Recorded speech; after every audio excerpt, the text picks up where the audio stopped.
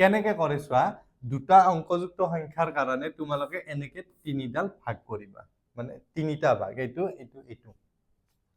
এতিয়া চোৱা আমাক কৈছে 19 স্কয়াৰ উলিয়াব দিছে হয় এইটো উলিয়াব দিছে প্ৰথমতে কি কৰিবা চোৱা প্ৰথম দশকৰ স্থানত যেটো আছে সেইটো স্কয়াৰ হয় আৰু শেষৰ ফালে তোমাৰ এককৰ স্থানত থকাটো স্কয়াৰ আৰু মাজত হ'ব কি এই অংক দুটাৰ পূৰণফল হ'ব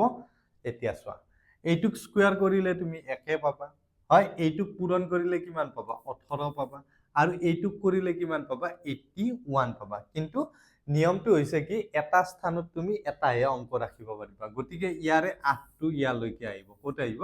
ইয়ালৈকে আহিব হয় সো এতিয়া 8টো যোগ কৰি দিয়া ইটো ইয়াত আহিল হয় 8 8 কিমান হ'ল 16 6 হাতে 1 গল ইয়াত কিমান হ'ল ইয়াত আহি গল 1টো সো একে একে 2 হৈ গল আৰু 2টো এইফালে আহি গল সো কিমান হ'ল 3 সো ইয়াৰে আনসাৰটো কিমান হ'ব তোমাৰ